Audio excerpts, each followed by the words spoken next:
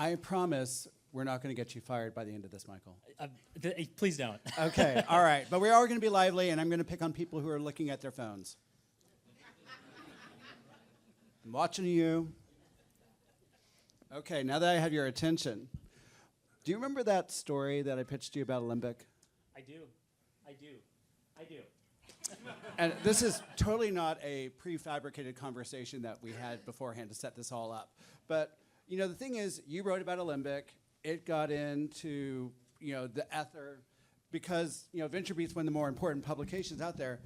And a certain teeny tiny company saw it. It's this company called, NVIDIA saw it. NVIDIA decided that my client should be, you know, doing business with them, and that's why PR works, and that's why it's important for you. And I talked to a lot of these guys out here, and then they were all like, well, how do I make that happen to me? How can I get a story that gets the attention of everyone? And I thought, what makes the story good for you? Yeah, it's such a great question. So I do remember the story is about Alembic. I would recommend that everyone go check out that story from a few months ago or maybe last year. I honestly took that story on a flyer. I had an established relationship with Curtis, who's a great just PR person, knows kind of the stories that I'm looking for. I'm like, sure, I'll take this meeting. And it turned out to be super interesting, deeply technical, and it was a complicated story. Thanks. But I ended up taking the story on, and I think the reason that story worked really well was because we focused on impact. So both in the conversation through I think the storytelling from the brand side, and then also just me as a reporter. Often kind of what I'm looking for in a really good story is what's the impact. The question that I hear across newsrooms, Popular Science, Forbes, Gawker Media at one point, the voice of all these brands is very different. But the one question that I think is consistent across all these newsrooms is why the blank should I care? What is the blank? What word is that? You can fill that in with any adjective you want, but I think that we often are just looking for the impact. Tell me how many people this is going to affect, the problem that this is going to solve, why this matters. And so with the Olympic story, it was a really good marriage of this new world order, data, AI, MarTech, with sort of these traditional marketing approaches and strategies. So storytelling and some of the things that everyone in this room is very familiar with. Okay, and speaking of impact, and I'm looking out at you guys. Speaking of impact, there was an impactful thing that happened this Tuesday, right? It was impactful, a lot of people happy, except for me. How's that going to impact news? How's that going to impact what you look for? What are you hearing from the people you talk to? Yeah, tough question, but I'm happy to answer it. I've spent the last 2 days talking to maybe 30 plus people venture capitalists, founders, reporters, friends in New York finance, and beyond, community leaders, et cetera. I think there's two parts to this. I think one thing that I've heard a resounding sort of agreement on is that it's a really exciting time to be in San Francisco and in California. I think that the local elections are really invigorating for a lot of people. I think people are excited about the possibilities of what's to come for San Francisco. We've been in sort of, I moved here in 2021, so I can't speak to this entirely. But do you like San Francisco yet? It's taken some time, but yeah, it's definitely better than it was in 2021. And I do think that we are on the right path. So locally, I think there's a lot of really exciting stuff to be said. At the national level, there's two parts to this. I think, last time this person was president, he created a pretty business-friendly environment. There was a lot of deregulation, so I think that can have a positive impact on tech. I think the big question is how long will that last? Is it sustainable? There's also the elephant in the room is immigration, in my view at least, very biased Mexican-American view. So immigration is obviously something that's been talked about for the last year. I think that's the one big policy that this person has talked about and pushed forward.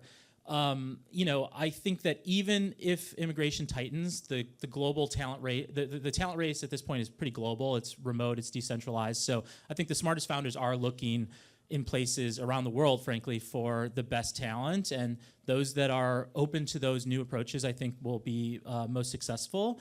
And then, last time there was a lot of talk in Silicon Valley around the H-1B visas. So I think that's something that we'll have to wait to see sort of what happens around that particular visa, whether that's something that is valued by the new administration. But, those are kind of the rough takes. I think people are cautiously optimistic at this point. Okay, so I want to take a spicy question. Carl, former client over there. Hi, Carl. He said, I want this spicy. I want this hot.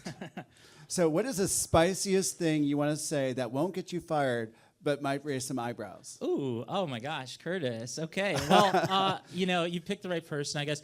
I think that it's something I've said long before the election. I just think that we are marching toward this new era of media. Frankly, I think that Tuesday cemented this for me. I think that traditional media and the lens through which many of us in the room are probably thinking about and viewing media from is kind of outmoded. I think that we grew up during a time, I grew up with MTV and cable television, Comedy Central and The Daily Show and stuff like that. And I just think that the monoculture and having those very few sort of tastemakers and gatekeepers has kind of, eroded over the last maybe 10 to 15 years. And I think now the media ecosystem is obviously much more fragmented.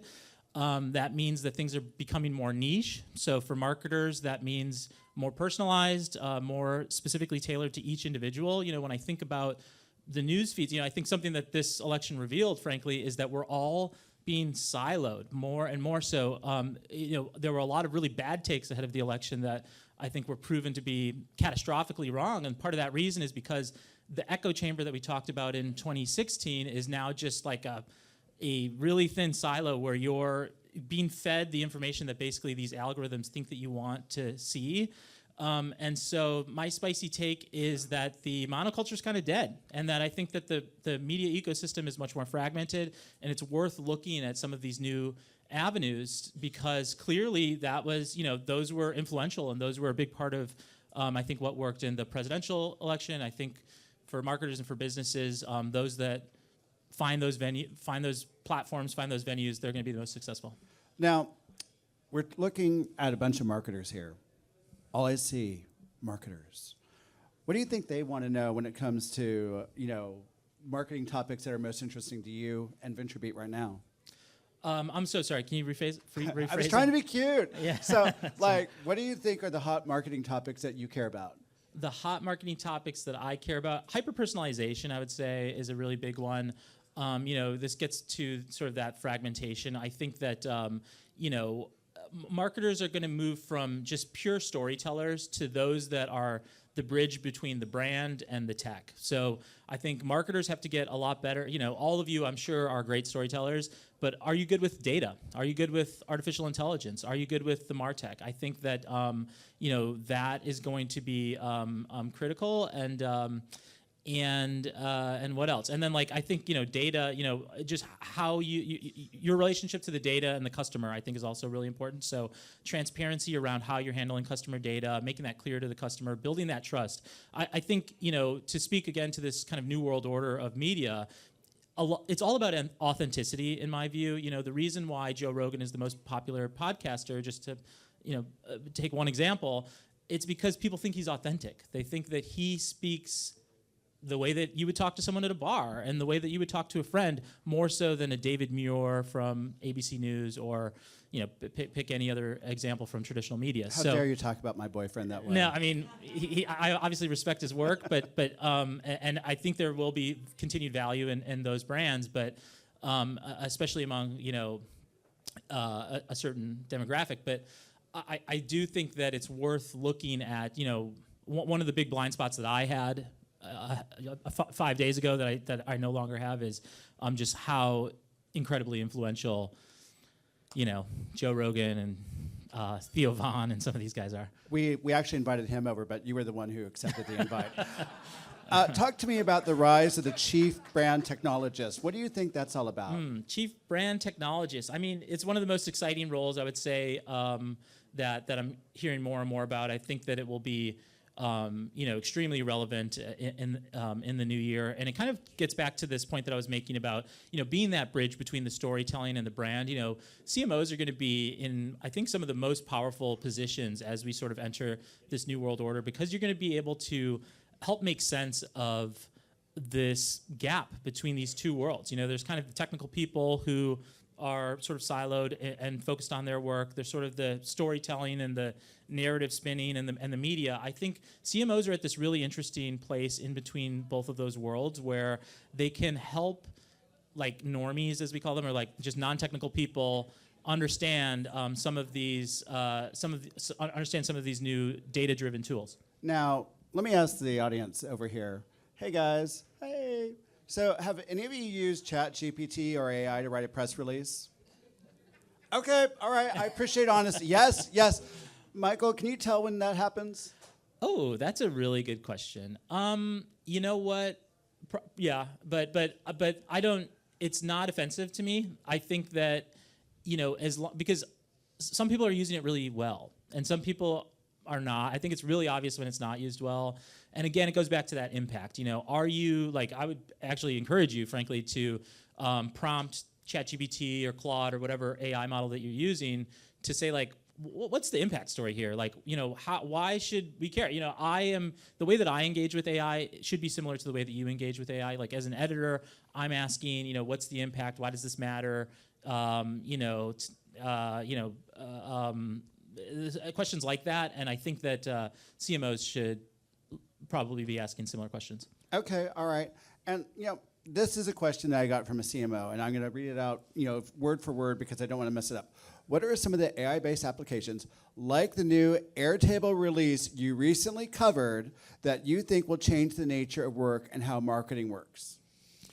Yeah, I think that the way that we talk about AI right now is in the content creation, but I think that what the conversation will move to is toward dynamic content, meaning that it's not just about being able to draft something really quickly. It's actually about just having non-static marketing campaigns that will be able to predict sentiment and emotion and more, frankly, from the end user, from the customer. So, for example, like, if I'm going through a breakup, the AI might be able to send me might be able to advertise ice cream or a breakup song or something, Death Cab for Cutie on Spotify. And so I think that there's going to be a lot more predictive analysis that we're going to be using, and the challenge for CMOs then is, like, how do you make that not creepy? Like, you want to be able to, like, really have a one-to-one relationship with your customers, but you also don't want to go too far where it's off-putting. Okay. Do you want to talk about data ethics at all? Sure, yeah, if you want. Oh, wait a second. How much time do we got? 1 minute? Okay, we got 1 minute. Can you believe we talked for that long? I feel like I talked a lot. I think we talked a lot. But like, data ethics, do you have a thought on it? Does that interest you at all? Yeah, I mean, I kind of glossed over it, but I do think that that customers, those of us in this room, the fact that we're in Palo Alto right now, we're dialed in, learning about generative AI and marketing. We are still in the, we're early adopters. I often forget how different the conversations are, even in New York. Like, I talk to journalists in, at leading, at these top newsrooms, or formerly top newsrooms, and they, they just have no clue what's going on. They don't, like, I had a friend at ABC News that was like, "What's Claude?" And I was just like, "How do you not know that?" They don't know. So yeah, I mean, they're just not required to engage with that stuff. I think they're working hard. They're nose down. He actually works for David Muir, funny enough, and so it is what it is. But I think that we're in kind of this bubble. We're definitely ahead. And on the ethics side, it's going to be about building that trust. So that's going to come from, I think, more authenticity, brands that are driven by personalities. So you look at the Elon Musks and the Brian Chesky's of the world. I think, founders as a brand is something where, like, you need that personality that's out there building trust one-to-one with the customers. And then as the CMO, I think you need to really be transparent about how that the data that you're collecting is being used. I think providing optionality where you're able to, so letting people opt in, letting people opt out is really important, and just making sure that you're kind of guiding the user through that process and through sort of what that relationship is, I think can make all the difference. And frankly, like you see that story being told in AI right now. The brands that have built the trust with the customers are the ones that are succeeding, and those that haven't are kind of flailing a little bit. Oh, well, is that our cue? We're done? Yep, we're done. Your guys Yay! are awesome. You survived! Thank you. Curtis Barr, Michael Nunez.